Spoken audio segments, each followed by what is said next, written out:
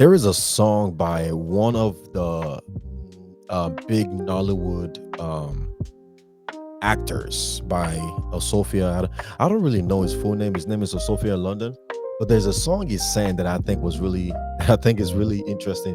And the song, it was in the movie. He said, "Agreement is agreement, yo. Agreement is agreement, yo." Essentially saying agreement is agreement. In other words, whatever you've agreed to, stick to your agreement. And why am I saying that? Because every relationship comes with some form of agreement, whether it is written, whether it is verbal, and marriage especially is no different. In fact, it is especially in the context of marriage that you have to be even more intentional about what you are coming into agreement with before you sign the dotted lines. Yes. Before you say I do. Okay. And on today, we're going to be talking about things you should know before saying I do. We'll be looking at questions every couple must ask before they say I do. And if you're already married, you should still ask these questions. Only in this case, you are asking not for the sake of deciding if this relationship would work for you or not. That's a little too late. But instead, you would be asking in order to get to know your significant other better. Recently, a reel was circulating online from Pastor Creflo Dollar all over social media. And on that reel, he emphasized that while discussing faith, finances, and family is critical before saying I do, the seemingly small details like how your partner looks without makeup or how they handle conflicts whenever there's an issue, even their philosophy on taking a shower and brushing their teeth rather, are just as important. In other words, these overlooked areas can reveal compatibility and help avoid unnecessary headaches later down the line. Take a listen.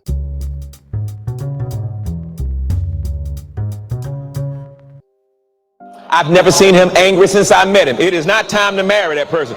You need to see how he look. And you need to ask that woman, how you look without your makeup? Don't put none on tomorrow. I need to see. The hat you got on your head, is that yours or did you purchase it? And if you purchase it, is it paid for or are you in debt? I need to know. When you blink your eyes, are those your eyelashes or did you buy those from somewhere? I need to know. You smell good today, but what about tomorrow morning? I need to know.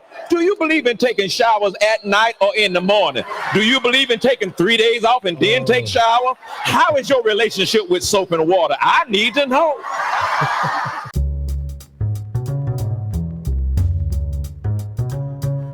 Welcome back to my Darling Bride podcast, powered by Refuge and Fortress Network. On this podcast, we discover, we discuss precious gems for the building of kingdom homes and relationships. I am Pastor Emmanuel Ludowse, and I'm joined today by my own darling bride, Lady O. Hello. Yes. So he said, I need to know. I need to know. What is your philosophy with taking a shower in the morning? I need to know. Do you believe in brushing I your thought teeth? you were asking me. I mean, I kind of am. I need to know. I thought that question was directed at me. I'm just saying, I need to know. All right. This is on a need to know basis. Okay. So if you are yet to subscribe, please go ahead and do so now. Also, don't forget to comment and share it down below. The Bible says in the book of Amos, chapter 3, verse 3, can two walk together except they be agreed? Yes. Again, talking about the power of agreement. This verse reminds us that harmony and synchronization in relationship begins with understanding and compatibility. That is, while it is vital and it is very important, it is very crucial to the health of this relationship for us to discuss major life issues. Another vital point is the need to observe your partner's consistency in all areas of life, including finance, emotions, and even in their daily habits. What time do you get up? How do you brush your teeth? Do you brush it very well? Or you say you brush your teeth, but then in another hour, you're still smelling. What's going on there, right? Let's find out. For example, have you seen your partner angry or stressed before? Do you know how they handle failures? Do you know their bad habits, or what you would call a bad habit, right? Do you know their seemingly unattractive traits? Yeah. And are you cool with those traits? These questions aren't just about compatibility, but they're also about building trust. Because how can you trust somebody you don't really know? Yes. Are you following what I'm saying on Exactly. it? So skipping over them can lead to serious misunderstanding later down the line. Absolutely. Not only misunderstanding, it can lead to frustration, lead to headache, heartache, Destroy, breakup. break up. It can lead to a whole lot of stuff, Yeah. right? And that's why I hate sweeping things under the rug. Yeah. It's just not something you want to do. Now, the first question I should ask is this: why? Let's address that very quickly. Why is it essential, not just a suggestion, it's important to see your partner's unfiltered side before marriage? I mean, one easy answer. And reconcile that very quickly. Reconcile that very quickly with those who subscribe to arranged marriage. You've never met this girl. You've never seen this girl. You don't know nothing about her. Your mom brought her from the village and says you got to marry her. She's in your house. You have to marry her. You don't know this person. And because mommy says or daddy said, this is the person you're supposed to marry, you say yes, sir, and yes, ma'am. And you actually go ahead and marry that person. Yeah. But you've never seen their unfiltered side before marriage. Yeah. Why is it essential for us to do that? I think one straight answer is to avoid surprises. You're not caught off guard, you know. You don't be like, whoa, I didn't know that. Let's say to avoid unpleasant surprises. Unpleasant Good surprises. There's good surprises here. Unpleasant surprises. Surprises that could lead to, I'm done. Yeah. Right. So to avoid that, because a lot of people get it, and you know, some people might say, well, you're still getting to know your partner every day. There's still some things that you see and find out later down the line. So surprises might still come up, but we're talking about things that could actually like break trust in a relationship. There's just some foundational things you should know, some essential things you should know. And number one, you said it, to not break trust. Because when you don't have trust in a relationship, we talk about this, you know, there's a pattern when you're talking relationship and marriage. You will see it in the conversations that we have, that there's a pattern. There's a couple things we mention over every and over single time. And that's because it is essential in a relationship or marriage. So therefore, anything that can affect those things, that can affect love, that can affect trust, that can affect, you know, the bond of the relationship, that can affect communication. These are things you want to tackle that can affect the overall health of the relationship or marriage. Because we believe, particularly us in this ministry, My Darling Bride Ministries, we believe in healthy relationship. I personally don't believe in arranged marriage. You know, I mean, I've heard people say that the way we met is very unorthodox. It's not the way to go. Is not the most recommended way of marriage. Sure, to the glory of God, has been working for us. Absolutely. Amen. Continue working. You know what I'm saying? So and what do I mean by that? My wife and I, our relationship wasn't arranged. We didn't know each other when we met. We met and we started our relationship the very next day. And we went on into a long distance relationship, and that went on. Again, now don't get me wrong. Now our relationship wasn't without its challenges, right? But we saw things in each other, and we said, okay, I could work with that, right? And if you're willing to work with that, whatever that means for you, then you can make anything work. But the thing about unfiltered side before marriage is, what I was saying is, I don't believe in arranged marriage. And I believe very much in healthy marriage. And I believe very much in knowing the person before you dive into it, before you say I do. Okay. That is just my belief. That is just our belief here in this ministry. So we can understand why people do it. There's certain situations, or certain reasons your why reasons are your people reasons. do it. That's fine. But you know what it's I'm saying? just, you know, I'm not called to the ministry of judging I don't judge nobody. No, absolutely. I don't judge your There's decisions. people that have been in arranged marriage. I mean, look at the older generation in our country, in our continent, in Africa. A lot of them were arranged marriage. In India, they're still together. In India, they're still together to today. Works for them. Whatever they still together to today. But does that mean they're in a healthy marriage? That's questionable. Yeah, all right. So, but that's a conversation for another day. Hey, all right now. So. It is important. It is important because, and the reason why I say this is a healthy marriage is because when you think about it, sometimes you want to ask yourself, like, yeah, they were together for a long time, but would I emulate my marriage after this? Exactly. Would you want your children to emulate your marriage? You feel me? That's the question every married couple should ask. That's the question everybody should be asking. Yeah. Would I want my children to yes, they were able marriage? to stay together for 40, 50, 60. What you don't understand about the older generation is they have something called endurance. Endurance, yeah. They will endure anything. And that doesn't necessarily mean it's a good thing. Not at all. But again, I am not called to the ministry of judging. I don't judge nobody, man. It's not my position. It's not the length of a marriage doesn't equate healthy marriage. Of a marriage, yes. So let's just put that out there. It is essential for you to see your partner's unfiltered side before marriage because you need to know what you are getting yourself into. Nobody enters into an arrangement, into an agreement without knowing what it is they're getting into. Right. Even in the arranged marriage context, there is still a sense of understanding that this is a marriage. Yeah. This is not just a marriage. This is a marriage to an African man, an Indian man, a white man or woman, whatever the case may be. Because you know that comes with a certain set of stereotypes. Yeah. Culture, expectations, religion, traditions, whatever, you know what I mean? Yeah. And you know what it is you're getting yourself into, right? And forget about the cultural, traditional, all of that stuff aspect of things. Marriage itself, there's got to be an understanding, a sense of understanding that this is marriage.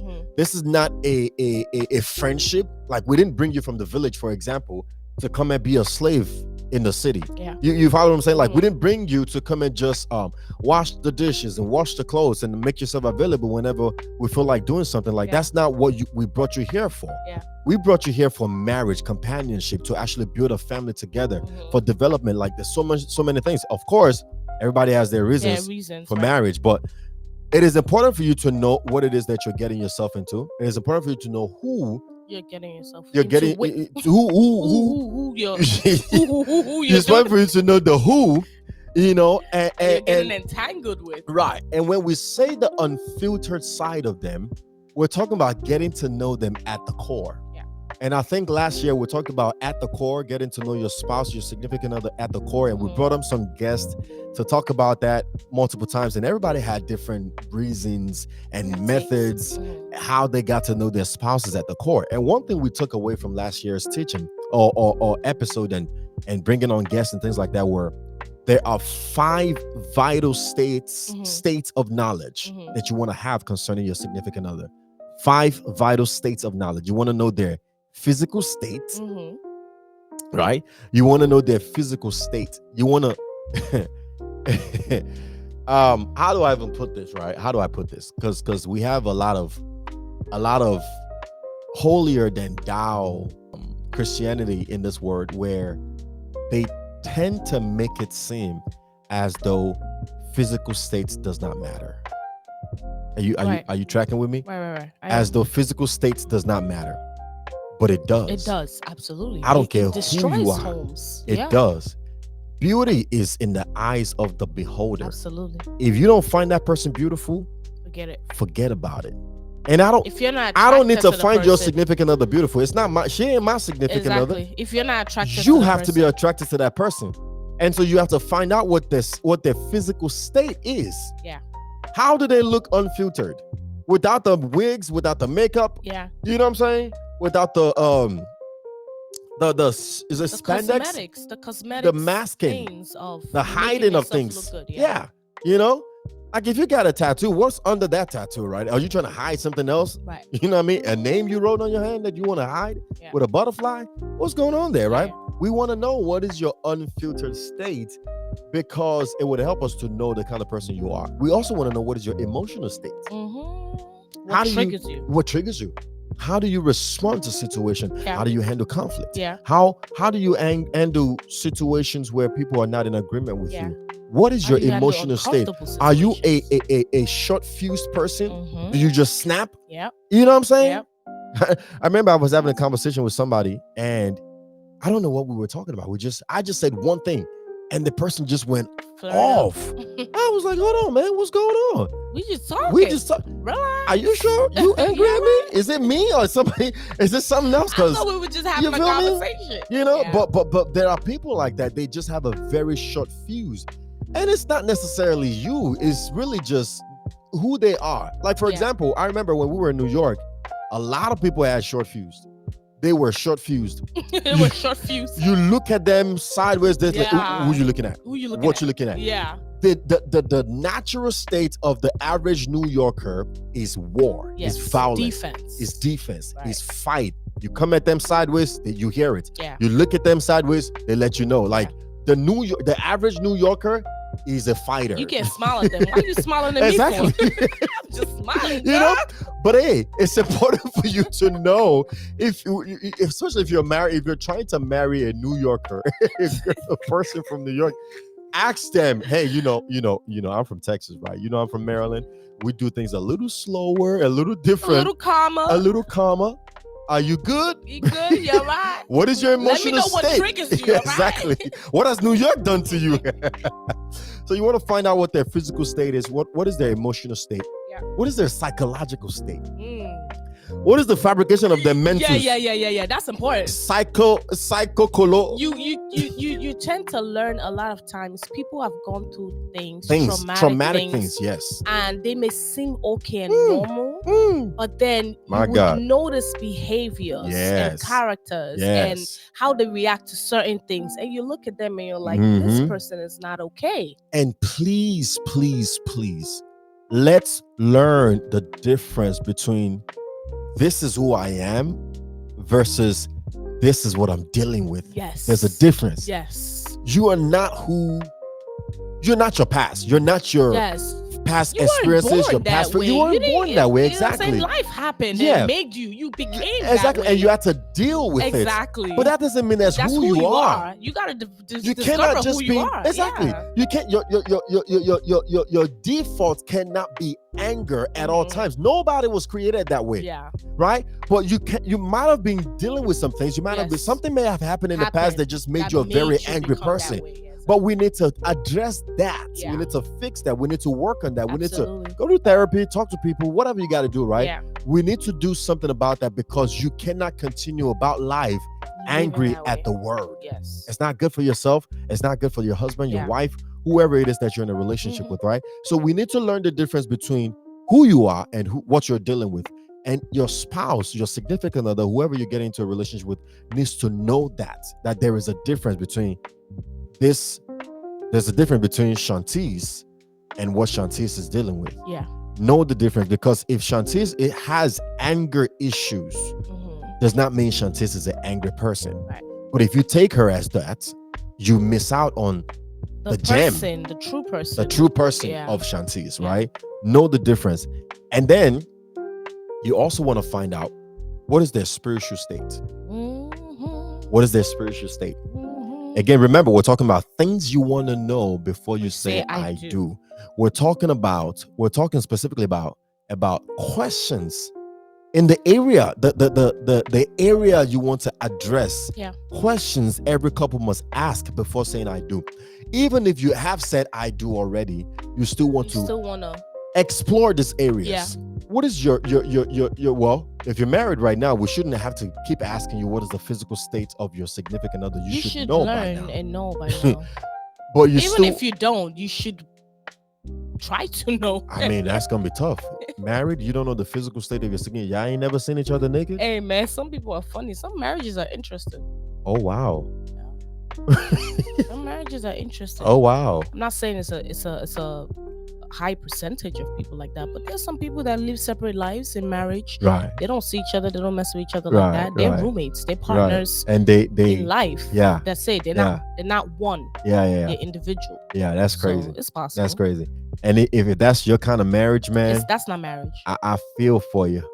That ain't marriage. That's I'm not just marriage. trying to say. It's not marriage. Can I say that? Can I just I'm make saying that? It's You're not saying marriage. it. Okay. All right. She said it. I ain't say it. She said it. That's not marriage. I ain't say it. I ain't say it. She said it. You know. Yeah, you said it. But you want to find out what is their spiritual state. What is the spiritual state of your significant other? How is their relationship with their maker? Yeah.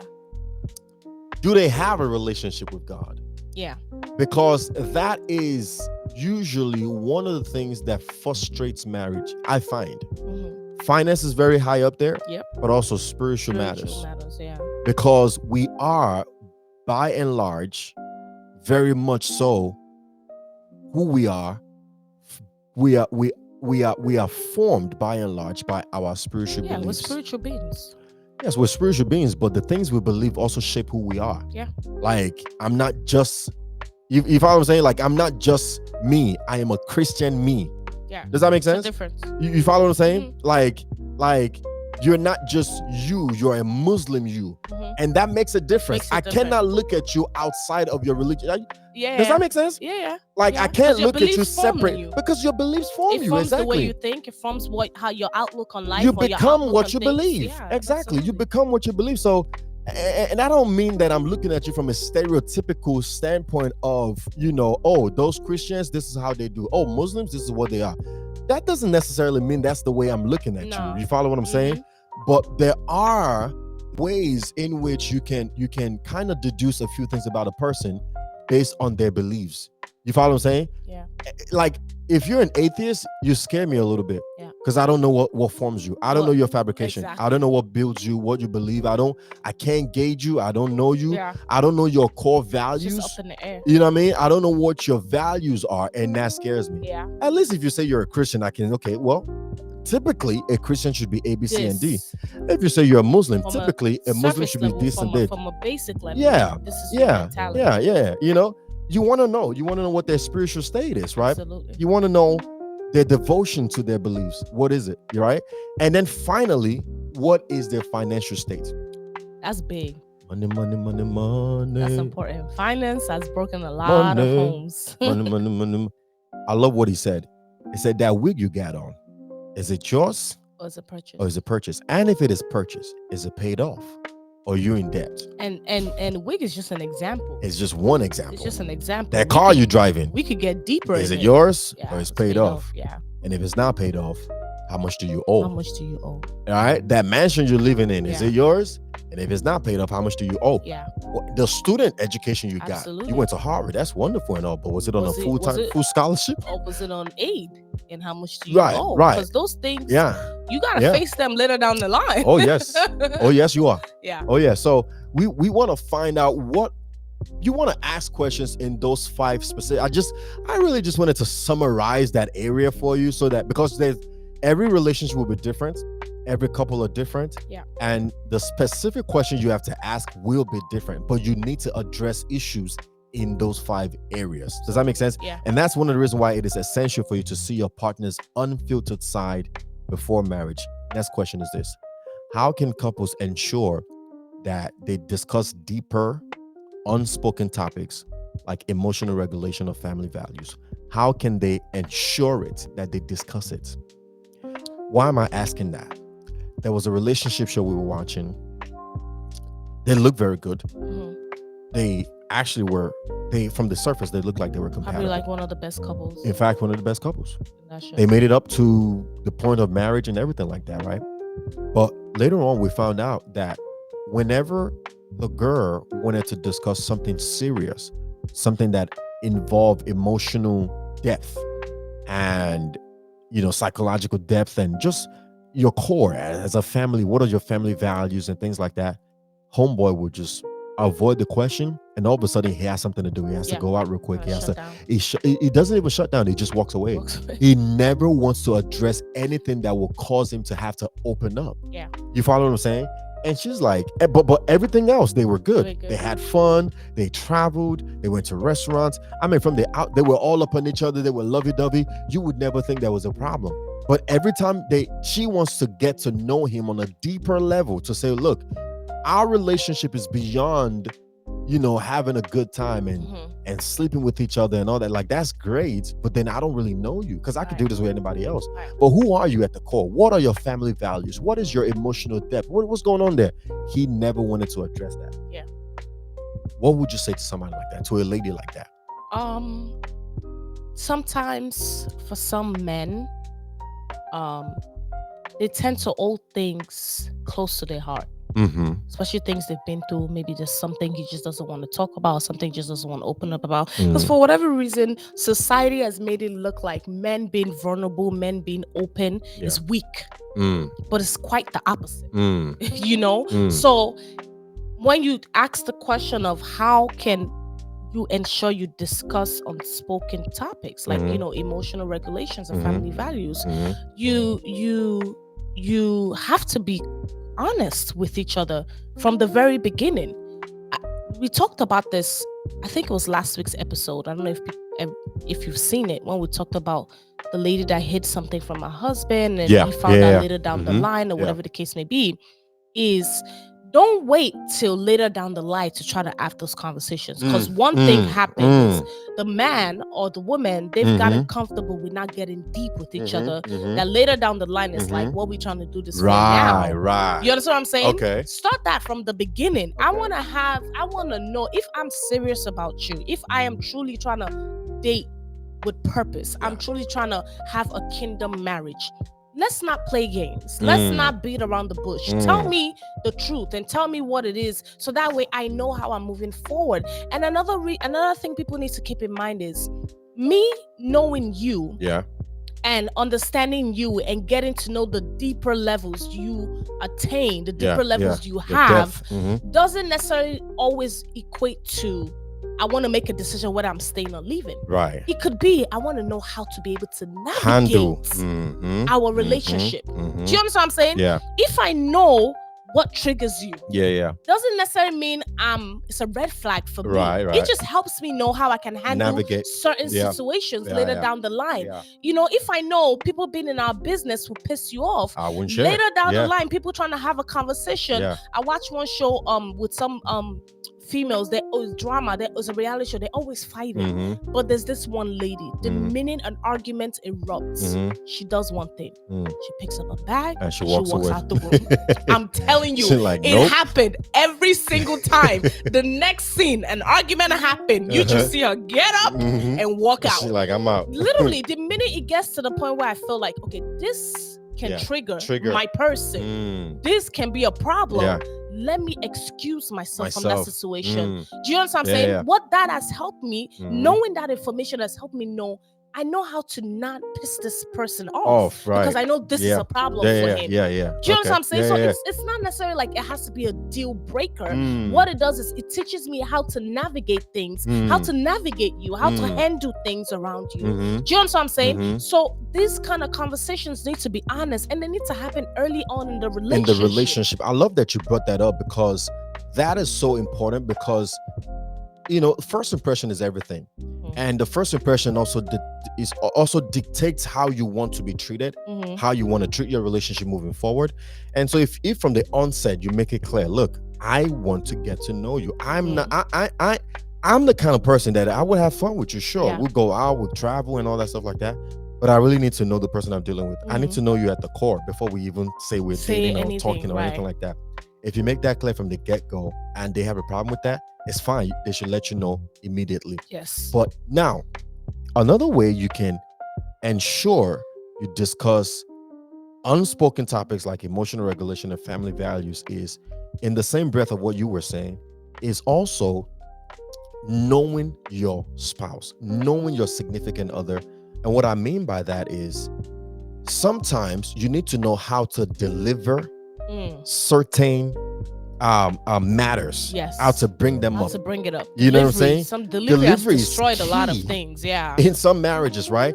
Because if you notice that somebody is a jovial person that like to just play around and things like that, you don't want to bring serious conversations up in a serious manner. Yeah.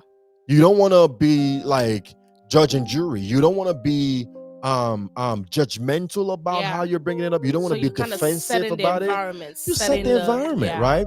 And you set the environment because you know who you're dealing with, and you set it up in such a way that you've relaxed their heart and their mind towards what you're about to have a conversation about, to the point that they are willing to talk because of your delivery, because of how you brought it up, because of the way you're addressing the matter. You know what I'm saying? And this is where wisdom is profitable, right? This is where you have to be wise. I mean, the Bible says, and I think I'm going to mention that later on, it says, with wisdom a house is built, with understanding it is put together. You know, like you got to find with wisdom what works for your relationship, your situation, and how you deliver matters to your significant other. Why? Because where you may be struggling, somebody else will thrive in achieving the same goal. The difference is how they went about it. So maybe start asking yourself, how am I going about this? Maybe I should approach it in a different way. Maybe I should address the matter in a different way. Maybe I should change my tone, my delivery, however way I'm doing it, because you got to find out, why is this particular topic always a trigger to this person? Why you always got to walk away? Why you always got to avoid this conversation? What about me bringing this up that is causing you to just want to say, you know what, I'm walking away, I'm not talking about this right now? What exactly is the matter, right? And then number three, something else you can do in addressing emotional regulations and family value too is you can find out from other people who knows them, right? Like if you have a friend, if you have a significant other who has a friend, and you know you've always tried to have this deep conversations with them, and they're always just walking away, right? And you seem not to be able to get through. Maybe find out from somebody who's known them from a long time, right? Okay. And just go have a conversation with them. Somebody you could trust, maybe their parents, maybe their old friend, one of their high school friends, or whatever the case may be, right? And just say, you know, maybe their mom, for example, if you see they have a good relationship with their mother, right? And just say, and you have a good relationship with the mother, you say, you know, I'm always trying to have these conversations with this guy, and he seems to always want to avoid it. Do you know what's going on? Was there any history behind that? You can find a way to find out, and once you know what it is, it can help you, like you were saying, know how to deal with that situation, how to approach it with that person. You follow what I'm saying? Even to pick up from where you just left it off too. Another way people can go about it too is start with the easier conversation. Start light and work your way up. When somebody is comfortable with you and they feel like they can maybe reduce that wall a little bit, they might take it one step at a time. So maybe talk about things you guys have in common towards the future. You could start there and then work your way into, okay, talk about your past experiences. Maybe they get comfortable talking about it. You know, I know when we first met, I mean, with us, I don't know if I could use that as an example, because we were just different. Because when we first met, we kind of dived right into it off the bat. Like it was like, and I think honestly, I wanted to say this before. I think the reason being is because, at least for me, I wasn't dating to have fun. You know, and I know a lot of people who listen to that, and some people make statements like, well, if I'm just dating, I don't want to open up to everybody I'm dating with. Do you know what I'm saying? How am I just going to open up to somebody and I don't know whether it's going to work? Kind of mentality. The truth of the matter is, there's nothing wrong with going about it that way if you're serious about dating and dating with a purpose. I'm not trying to waste my time. If I'm not serious about dating right now, I'm not going to do it. Because if it's just to have fun and do all the, at least that's the kind of person I was. If it's just to have fun and just to mess around, I don't want to do that. I'm not interested in that. But if I'm dating with a purpose, best believe I want to have the serious conversations. Because at the end of the day, I don't want to then date for a year, 2, 3 years, and then feel like I've wasted so much time. Do you know what I'm saying? I want to know what it is in you, so that way we can know how we're moving forward. Because I'm serious about the dating and getting to know you. I see you as a potential. Even if I don't see you as a potential in the beginning, I'm not just if I don't see you as a potential in the beginning, I'm not gonna have a conversation with you. That's me. I'm not gonna entertain dating. Do you understand what I'm saying? Because I'm dating with a purpose. I'm trying to find my person. So in trying to find my person, I want to know everything about you. I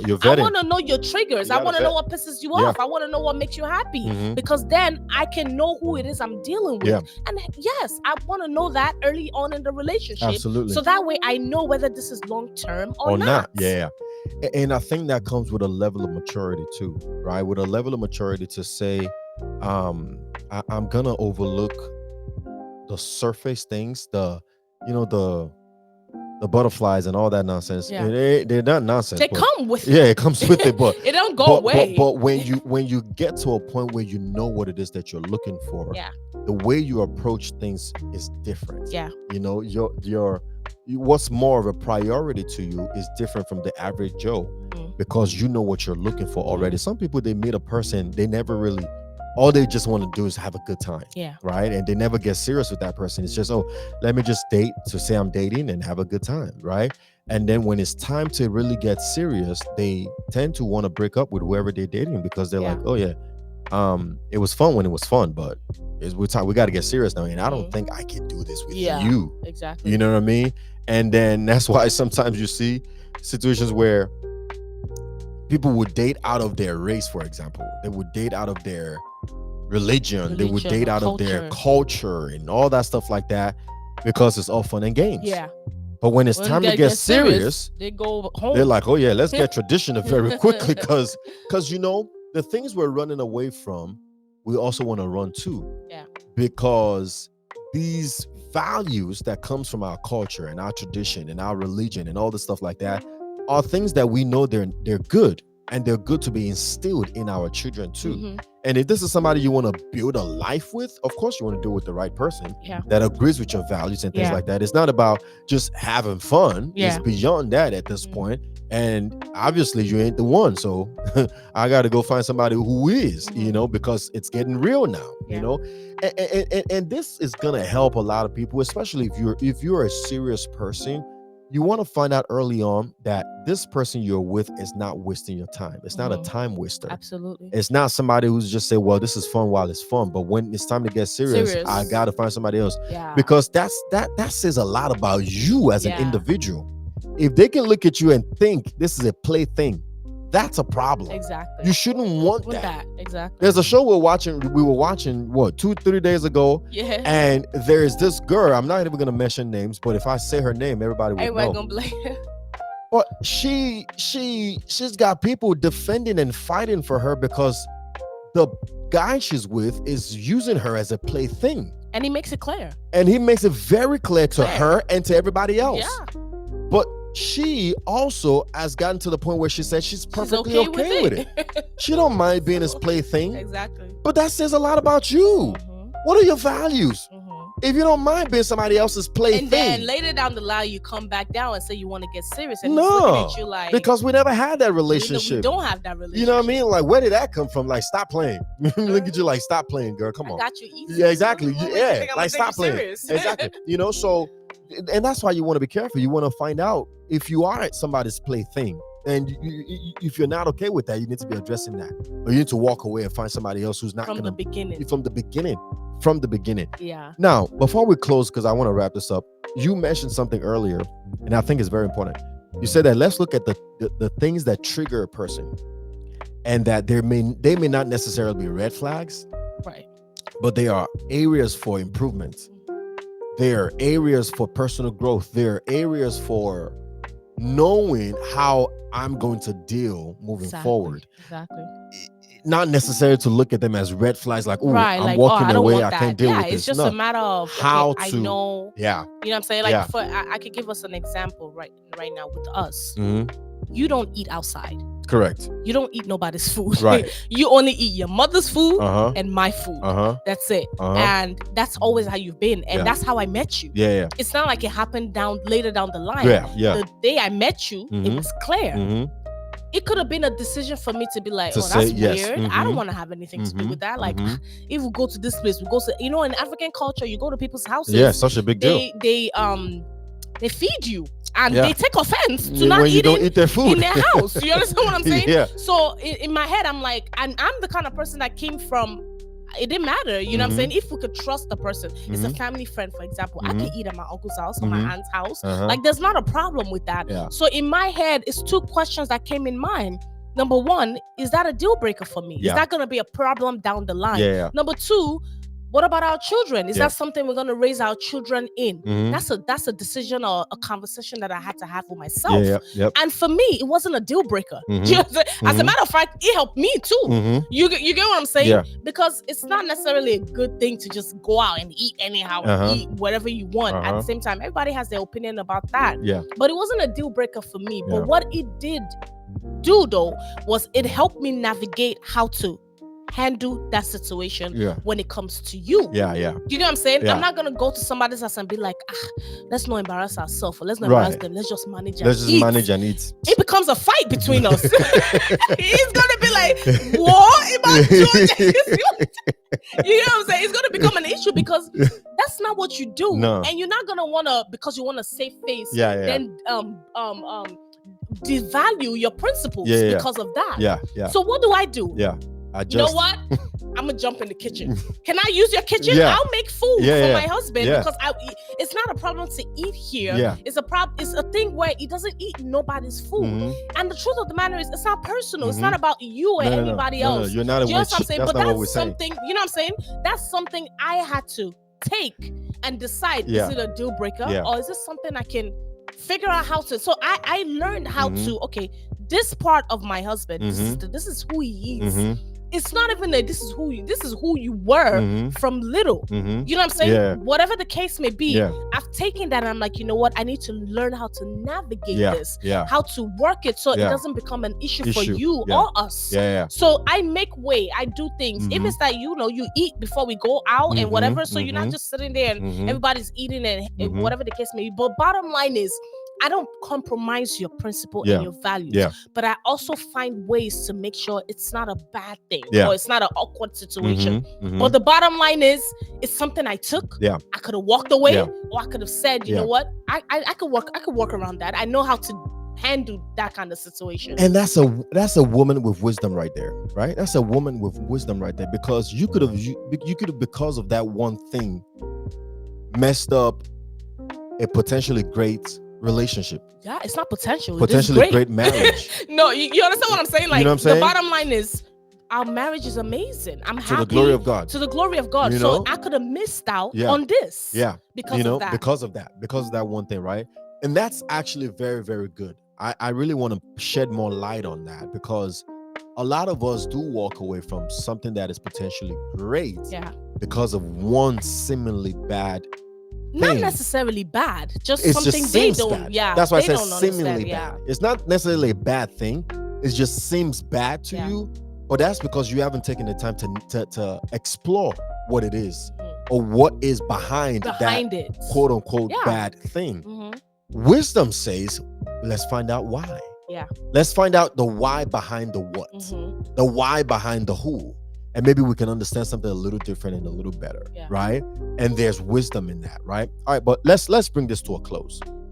Go ahead. Sorry, before you conclude, I also wanted to make a statement too on this matters that we discussed. Yeah.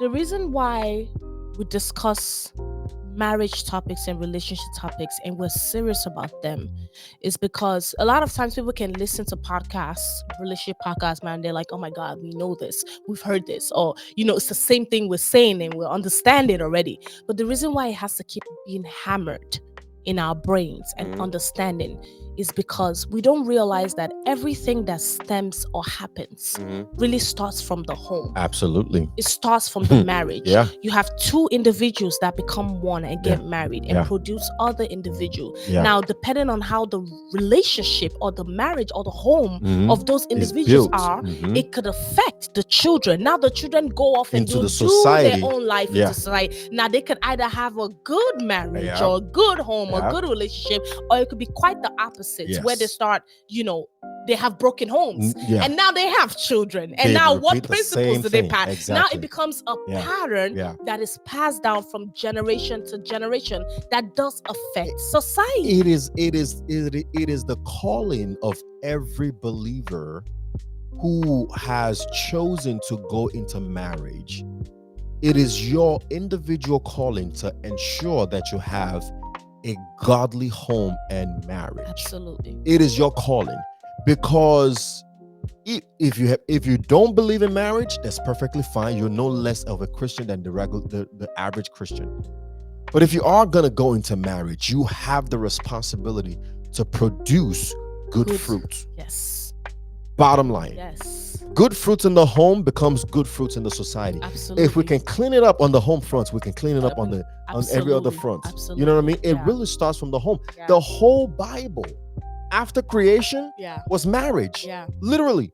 Adam and Eve. Marriage, it was reproduction. You know what I'm saying? The marriage institution is a godly ordained institution. And I believe we're one of the voices in this generation, at least, that is advocating for kingdom homes and marriages, because the narrative of divorce cannot become the norm in our generation. Absolutely. The broken homes cannot become the norm. The normalcy of divorce and separation in American Western culture is baffling. It's not normal. It's not normal, because what we are saying essentially is marriage doesn't work, but it does. It really does. Marriage is an entire ministry on its own, and if you don't know how to handle that, stop doing it, because what you're creating the false narrative of marriage. Again, I'm saying, if you are not called to marriage, don't do it. I would rather you don't do it than do it and do it wrong. And we're not saying we're perfect. We're not saying we've done it right or we've got it figured out. No, God is helping us. God is helping us. And the Holy Spirit is still helping us. Man, y'all don't want to know how many times we pray for this marriage? Yeah. You know what I'm saying? We don't say, oh yeah, we good. Yeah, we don't need, no. Every day we lay hands on this marriage. We're pouring anointing oil on this marriage. we lay hands on this marriage. Say, God, this marriage. Because what I want to be able to say is, I want my children to look at our marriage, our relationship, and be like, yes, I want what mommy and daddy have. Absolutely. That is a big, listen, it's not a small thing for somebody to say. That is a big thing for somebody to say. Because then it help them get into good homes and good marriages. Sometimes, and it just goes on like that. I'm telling you, sometimes me and you be playing in the kitchen, and I see my daughter just smiling. She's eating. She's not looking at us. She acts like she's not looking at us, but she's just smiling. I mean, she's almost 7, right? So she knows what's going on, right? When me and her mom are playing and just, laughing and talking, and we're hugging each other in the kitchen, joking around, I just be seeing her smiling like, they playing again. But that does something for the child. I would rather she saw that than her seeing me and you just fighting and bickering and just cursing at each other and just always something. That does something to the mental, to the psychological formation of that child. We gotta be careful. And it's not to say there's no disagreements, there's no not at all situations where we don't agree or we fight or argue. Number one, disagree. We are intentional about our relationship and our marriage. That even when we do have disagreements and fights and we're not happy with each other, we don't let it linger. We don't let it linger to the point where it affects our home. We are intentional about it, where it's like, you can piss me off, I can piss you off. There's things we've done to each other that we're like, you know what, I don't like it. And we'll get pissed at each other. But we don't let it linger, because we're human beings, of course. We have a name for that in our relationship. It's called fast forgiveness and quick reconciliation. Yes. Fast and quick. Fast and quick. We don't let it linger. We don't let it linger. Very fast. Talk about it, dissolve it, Hello, my move it on, move it on, kiss up, make up, and let's get back to this. Because what I do not want is something to happen and the first person I want to call, I'm not talking to. Right. That's a problem. Right. You know what I'm saying? Like, I don't want that. Or nor do I want my kids to see us in such a bad mood. Because when you have so much love in your marriage, in your home, trust me, it will reflect on your kids.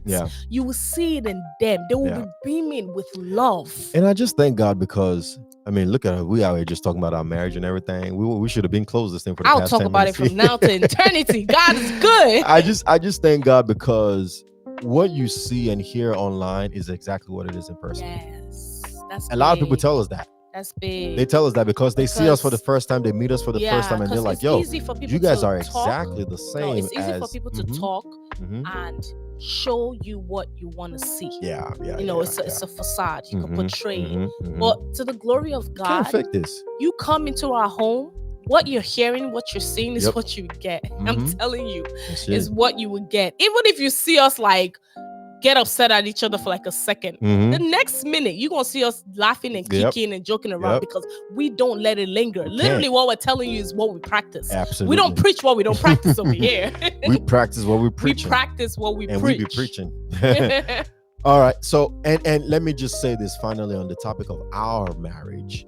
It has all been to the glory of God. Yes. It is by grace. Yes. It's somebody say grace, grace, grace, grace, real mercy, mercy, mercy, mercy, mercy.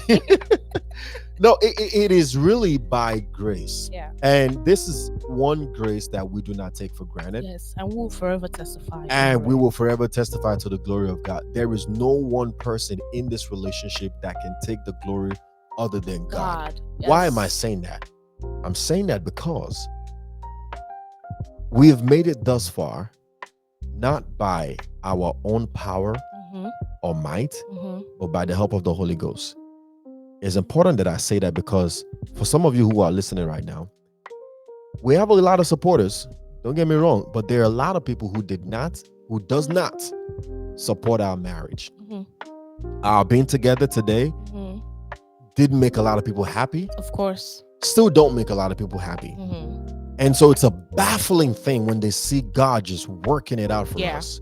They can't understand it because this was not the expectation.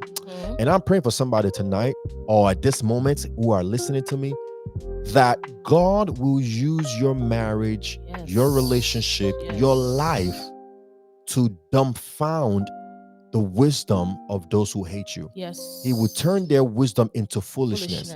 And he will show himself mighty in your home and in your marriage in such a way that it will shut your enemies up. That is my prayer. Amen. That's my prayer. Amen. I'm telling you, God will use your marriage to tell the devil, be quiet. Yes.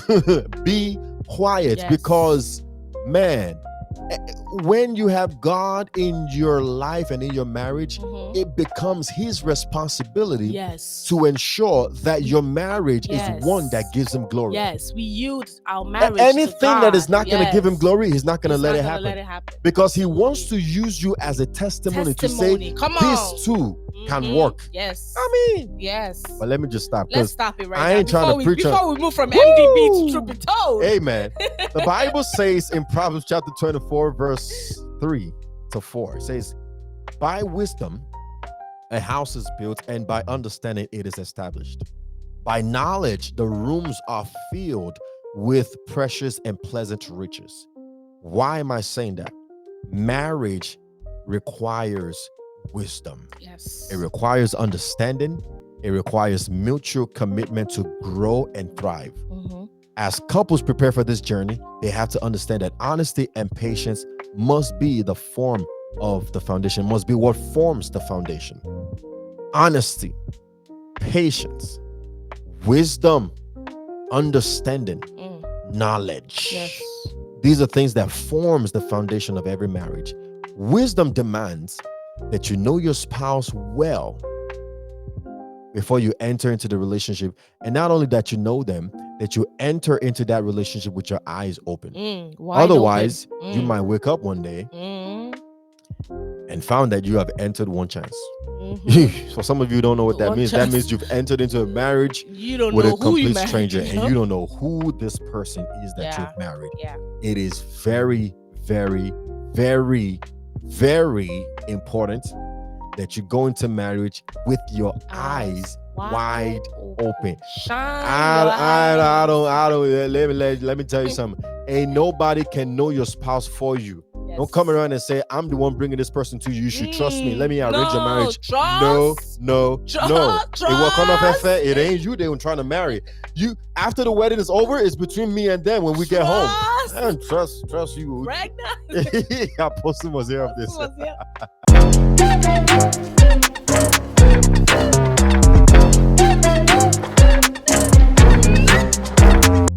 All right, so here is our MDB news of the week.